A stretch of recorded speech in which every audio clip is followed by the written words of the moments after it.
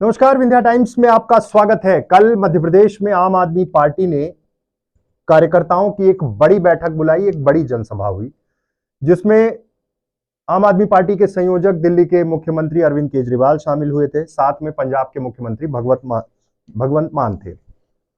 आज बहुजन समाज पार्टी मध्य प्रदेश की राजनीति में जितने भी बॉर्डर के एरिया थे उत्तर प्रदेश से लगे हुए, चाहे वो ग्वालियर चंबल का बेल्ट हो, चाहे विंध्यकांचल हो या बुंदेलखंड का हिस्सा रहा हो, यहां पर बीएसपी अपनी एक अलग पैठ रखा करती थी।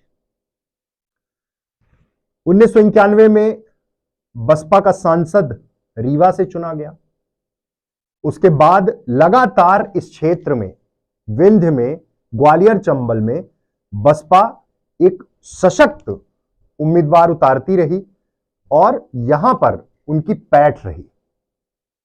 लेकिन 2014 के बाद क्या कुछ हुआ? 2018 के विधानसभा चुनाव आए और बसपा की पूरी जमीन साफ हो गई। मध्य प्रदेश में महज 2 सीटें मिली और अब आज कांसीराम की जयंती के अवसर पर बसपा ने 13 जिलों को मिलाकर जोन बनाए और फिर से एक बार 2023 की तैयारियों में बहुजन समाज पार्टी लग गई। यह शक्ति प्रदर्शन जैसा ही आज करने की कोशिश थी बसपा की, जिसमें विधानसभा चुनाव को अब सिर्फ 7 महीने बचे हैं और नजदीक आते ही तमाम वो गतिविधियां बहुजन समाज पार्टी ने शुरू कर दी है। शुरू इसलिए भी कर दी क्योंकि मध्य प्रदेश से जो जमीन खिसक गई बसपा की, उसको एक बार फिर से अपने पक्ष में करने के लिए बसपा हाथ पैर मार रही है। हालांकि चुनावी साल के अलावा बसपा की कोई बहुत बड़ी गतिविधियां प्रदेश स्तर पर नहीं रही हैं, लेकिन अब फिर से एक बार विंध्य और चंबल बेल्ट को टारगेट करते हुए बसपा सीधे तौर पे आज जो उसने कार्यक्रम किए हैं, वो कार्यक्रम रीवा में, सीहोर, उज्जैन और ग्वालियर में हुए। ग्वालियर और चंबल का बेल्ट ऐसा रहा है बहुजन समाज पार्टी के लिए कि तमाम सीटों पर दबदबा रहा, प्रभाव रहा और कई ऐसी सीटें थी, महत्वपूर्ण सीटें, जहां पर बसपा दूसरे नंबर पर रहा करती थी। सीधे तौर पर यह दावे किए जाते हैं कि बसपा का वोट बैंक बीजेपी में शिफ्ट हो गया, लेकिन बसपा 2023 विधानसभा चुनाव के पहले शक्ति प्रदर्शन के माध्यम से यह बताने की कोशिश कर रही है कि हम एक बार फिर से गरीब, पीड़ित, वंचित तबके की लड़ाई लड़ने के लिए, सबको साथ आने के लिए एक कर रहे हैं। बसपा मध्य प्रदेश के प्रदेश अध्यक्ष रमाकांत पिप्पल के अनुसार एक जोन में 13 जिले शामिल किए गए हैं। अब बसपा जोन के हिसाब से 52 जिलों को कवर करने की बात कर रही है।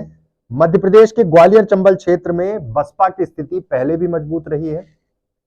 आप सोचिए कि 2013 के पहले क्या स्थिति थी बसपा की मध्य प्रदेश में। कई सीटें कई बार बसपा को मिली हैं और अच्छा खासा दबदबा था। 13 तक तो चीजें फिर भी ठीक थी। 14 के बाद जो समय बसपा का मध्य प्रदेश की राजनीति में कम होता गया और सीधे तौर पे बसपा संकुचित हो गई।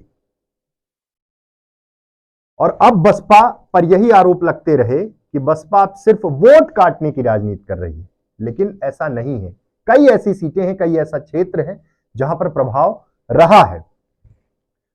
क्या मध्य प्रदेश की राजनीति में बसपा का विकल्प आम आदमी पार्टी बन रही है? यह एक बड़ा प्रश्न है, क्योंकि आम आदमी पार्टी की जो तैयारियां हैं और जिस तरह से अब वो 2023 विधानसभा चुनाव को टारगेट कर रहे हैं, उससे साफ है कि आम आदमी पार्टी बसपा के तमाम वोट बैंक को भी अपने पक्ष में करना चाह रही है।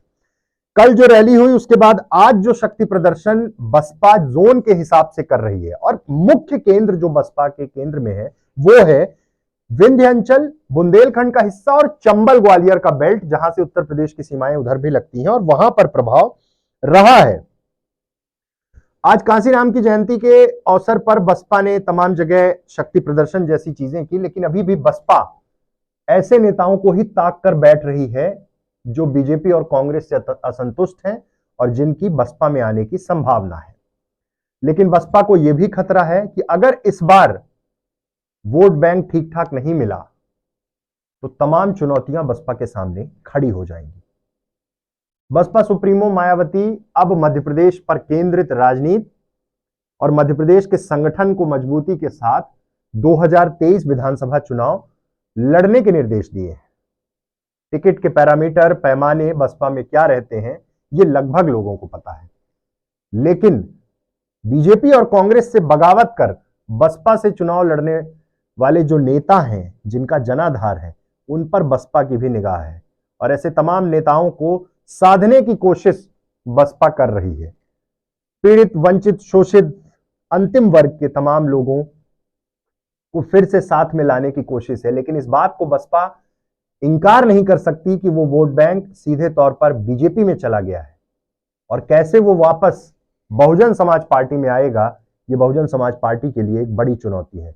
विंध्याचल में भी बीजेपी जिस तरह से पिछले चुनाव में बसपा के वोट बैंक में सीधी सेंधमारी कर चुकी है, इस बार कैसे वो वोट बैंक बसपा में लौटेगा, इसको लेकर बसपा की क्या रणनीति होगी, यही नब्ज टटोलने तमाम उत्तर प्रदेश के जो बसपा के बड़े नेता थे वो भी मध्य प्रदेश के दौरे पर रह रहे हैं और हर विधानसभा में एक समीक्षा कर रहे हैं, लेकिन अभी कुछ ऐसा स्पष्ट समझ नहीं आता। बसपा के लिए अभी मध्य प्रदेश की राजनीति एक बार फिर से धुंधली समझ में आ रही है। 2 सीटें मिली थी और अब इस बार किस रणनीति के साथ लड़ेंगे और बसपा से कांग्रेस को कितना नुकसान होगा या किसी अन्य दल को कितना नुकसान होगा, यह भी देखना बहुत महत्वपूर्ण होगा। पिछले चुनाव में कई ऐसी सीटें थी जहां पर बसपा दूसरे और तीसरे स्थान पर रही और इस बार भी उनकी कोशिश है कि मजबूती के साथ चुनाव लड़ा जाए, लेकिन बसपा से किसे सीधे तौर पर फायदा होगा ये आगे आने वाले समय में 2023 विधानसभा चुनाव में पता चलेगा। बहुत बहुत धन्यवाद।